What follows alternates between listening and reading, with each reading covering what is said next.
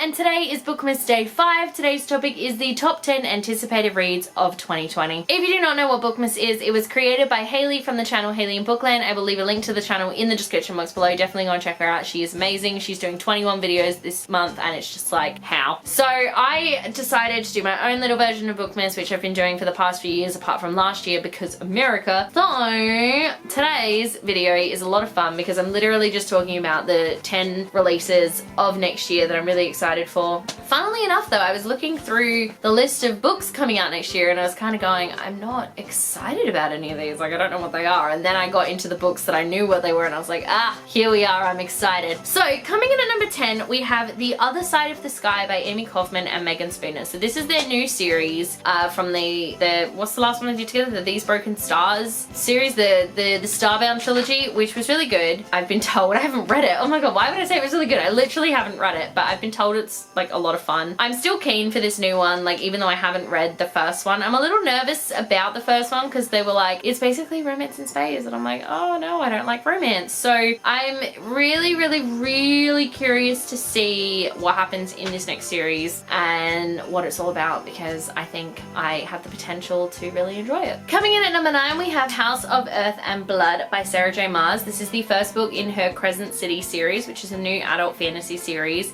The photos of the arcs came out today and it's like this thick. Suppose I shouldn't be surprised considering it's Sarah J Maas, but also it's a really long book and I don't know if I have the energy for a book like that. I am excited for this one because I love the A Court of Thorns and Roses series. I really do. I'm really impartial about the Throne of Glass series. I enjoyed the first 2 books, but I couldn't get through the 3rd one and I haven't tried to do it again. So I'm curious to see where I will fall on this series, whether it'll be like a ACOTAR kind of situation where I'm like, I love this, or whether it will be a Throne of Glass series where I'm like, oh, I don't love this. Coming in at number 8, we have The Divide by Kira Drake. This is the sequel to The Continent, which I read in 2018. And I remember reading it and being like, this is an alright book because it had all those issues back when it was first being published. It had all those sensitivity issues, which I thought were mostly fixed in the finished copy. And I enjoyed The Continent and I enjoyed how it ended, I think. I don't really remember. That's the problem when books are released like 2 years apart. You don't remember things. But I remember being excited enough about it that I really wanted to pick up The Divide. Curious to see how they have moved into this spot and sort of like what's happening now. Coming in at number 7, we have Ember Queen by Laura Sebastian. This is the 3rd and final book in the Ash Princess series. I have read Ash Princess. I have not yet read Lady Smoke, but I have plans to read that next year. And I would really like to read Ember Queen as well, just because I would love to see how this series ends. I remember I really enjoyed Ash Princess. I thought it was a little predictable at times, but it had the potential to not be predictable going into Lady Smoke and then probably again into Ember Queen. I really do want to see how the main character sort of progresses from where she is in the first book to probably, I assume she's going to be queen by the 3rd one just from the title. So I'm really curious to see how the growth of that and sort of how she goes from there. I'd be really curious to see how that all pans out. Coming in at number 6, we have Venon by Bex Hogan. This is the sequel to Viper, which is a book that I read this year. It is about pirates. I don't know when we like delved into the pirate year, but pirates were everywhere. They have been everywhere in the last couple of years and I love pirates. So I'm really keen to read this sequel and to find out what happens next. I remember the ending of Viper was a bit like,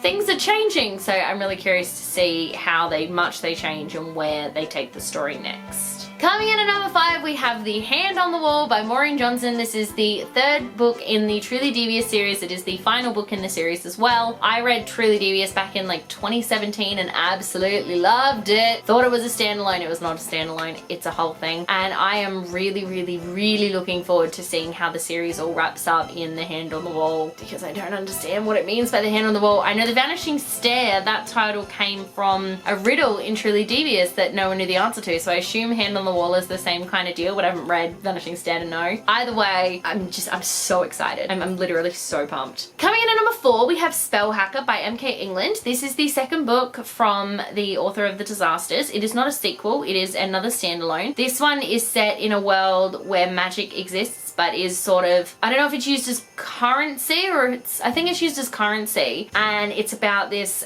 group of people who sort of hack into it and do all these cool things, and I'm really really looking forward to it. I think it's going to be a fantastic novel. I really enjoyed The Disasters, and I truly can't wait to see how she translates, because The Disasters was real sci-fi. This one seems like it's going to be more like a sci-fi fantasy. So I'm really curious to see how she goes going into another genre. Coming in at number 3, we have The Lost Book of the White by Cassandra Clare and Wesley Chu. This is the sequel to the Red Scrolls of Magic, which is the Malik trilogy. I think it's called the Elder Scrolls trilogy, maybe. Either way, I call them the Malik books because they're literally about Magnus and Alec between books 3 and 4 of the Mortal Instruments in their little like European tour that they do. I loved the first book, love Malik, need me a new Malik book so that I can read it. I'm hoping it's a little bit thicker than the first one, because the first one was so short, so much shorter than I expected. So I'm hoping this one's gonna be a little bit fatter, but I'm really looking forward to it because I love Malik and I need me some more Malik in my life. Coming in at number 2, we have A Heart So Fierce and Broken by Bridget Chimera. This is the sequel to A Curse So Dark and Lonely, which I read at the beginning of this year and absolutely loved. It's a Beauty and the Beast retelling, and the main character has, I think it's cerebral palsy that she's got, and it's such a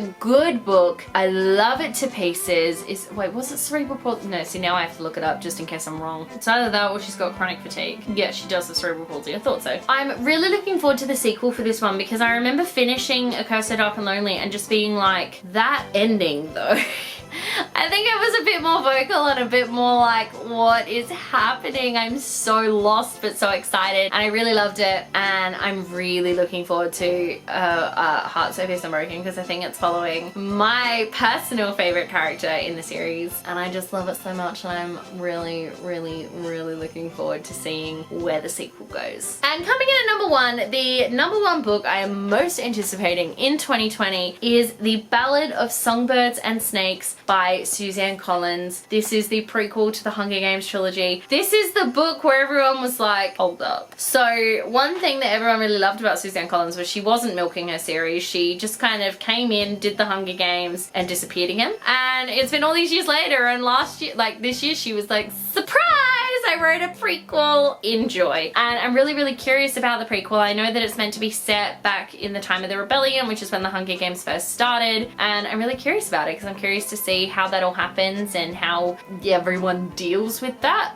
But I'm mostly just curious to see why she chose to return to the Hunger Games at the point in time that she did, because I feel like, considering how those books, considering what they're about, and the fact that, I mean, I can see that being something that eventually would happen. I'm curious to see why she chose to bring the series back when she did. And there you go. Those are the 10 books I am most anticipating in 2020. Thank you so much for watching. Let me know in the comment section below, what is your most anticipated read of 2020? I would absolutely love to know. If you like this video, be sure to give it a huge thumbs up, and don't forget to subscribe to my channel and tune in tomorrow for Bookmas Day 6. Stay random. Bye.